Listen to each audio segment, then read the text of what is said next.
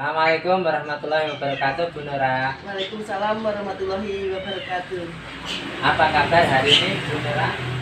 Sangat sehat, baik dan luar biasa.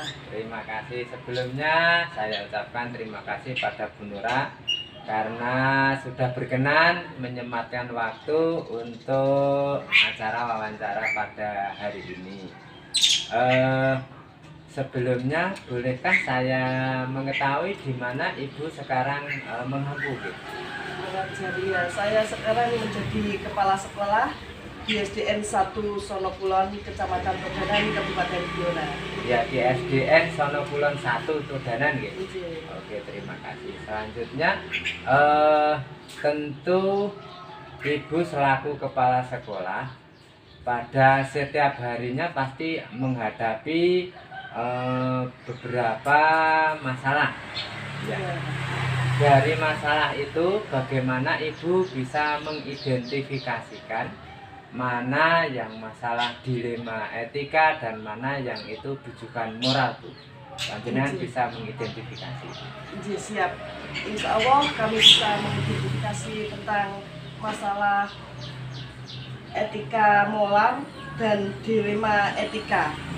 Di saat di dilema etika yang kami hadapi, kami menjadi rancu karena akan memilih antara keadaan yang benar dan yang lebih benar lagi. Oh, iya. Sedangkan untuk rujukan moral itu sendiri kami juga agak bingung karena di dalamnya kita akan memilih mana yang salah dan mana yang benar. Begitu ya, terima kasih atas identifikasinya. Selanjutnya, bagaimana Ibu menjalankan pengambilan keputusan di sekolah Ibu ketika dalam masalah itu ada dilema etik ya, ada dua kasus yang satu benar, satu benar. Itu bagaimana panjenengan mengambil keputusan itu? Karena di sini memang saya sebagai kepala sekolah dan harus memilih di mana antara yang benar dan yang paling benar, karena itu merupakan sesuatu yang harus dipilih. Kami memilih yang lebih mengutamakan ke perasaan ya. Di dalamnya itu kita harus memilih mana yang lebih benar karena kami memikirkan perasaan seseorang. Jadi paling tidak kami sebagai wanita itu memikirkan di perasaan itu, Pak. Jadi kami memilih bagaimana perasaan orang yang akan kita tindak atau perasaan seseorang yang akan kita untuk benar dan salah itu kita memilih di moral dan perasaan saya sendiri. Jadi pertimbangan perasaan ya, perasaan perempuan itu karena perempuan sensitif sensitif dengan perasaan itu tadi. Terima kasih. Terus langkah-langkah prosedur seperti apa yang biasa Ibu lakukan dalam mengambil keputusan ini? Prosedurnya bagaimana? Iya, langkah-langkah yang pertama kami ambil, kita akan memutuskan masalah itu dengan bermusyawarah terlebih dahulu. Jadi kami sebagai kepala sekolah tidak semena-mena. Kami memutuskan suatu masalah itu dengan melaksanakan rapat seperti itu, Pak. Jadi sebelum ambil keputusan harus musyawarah dulu ya. Iya, dengan semua guru maupun seluruh pegawai yang ada di sekolah panjenengan. Kemudian hal apa saja yang selama ini Ibu anggap sebagai sebuah yang efektif dalam pengambilan keputusan? Iya, hal yang paling efektif untuk mengambil sebuah keputusan itu tadi, Bapak. Yang pertama, kita harus memikirkan perasaan seseorang yang kita mau tindak, dan yang kedua, kita melaksanakan rapat secara bersama-sama dengan seluruh anggota sekolah, dan yang ketiga, kita nanti akan melihat bagaimana yang langkah yang terbaik untuk keputusan tersebut. Oh gitu. Selanjutnya mungkin dalam mengambil keputusan itu Ibu punya tantangan yang perlu dihadapi dalam memutuskan sebuah keputusan itu. Iya, benar sekali. Di sebuah keputusan itu memang sangat banyak sekali tantangan yang kita hadapi. Karena bagaimana dan selanjutnya apa yang akan terjadi dengan keputusan yang kita ambil itu memang di belakangnya pasti ada risiko yang akan kita hadapi juga seperti itu Bapak. Jadi tantangannya kita harus berani menghadapi resiko Iya, yang harus berani dari menghadapi keputusan resiko yang kita dari ambil keputusan begitu yang ya. kita ambil, benar Bapak, seperti itu. Apakah dalam menentukan keputusan atau mengambil keputusan itu Ibu perlu waktu, mungkin dijadwalkan atau mungkin langsung itu diputuskan seketika itu, Bu? Iya Bapak, benar. Nanti kita lihat kalau keputusan itu memang terlalu rumit, kita harus mempertimbangkan waktu dan ada sebuah tindakan berikutnya, yaitu dijadwalkan di hari berikutnya agar kita nanti bisa mengondisikan dengan baik, yaitu tadi dengan jalan bermusyawarah dengan rekan-rekan yang ada di sekolah.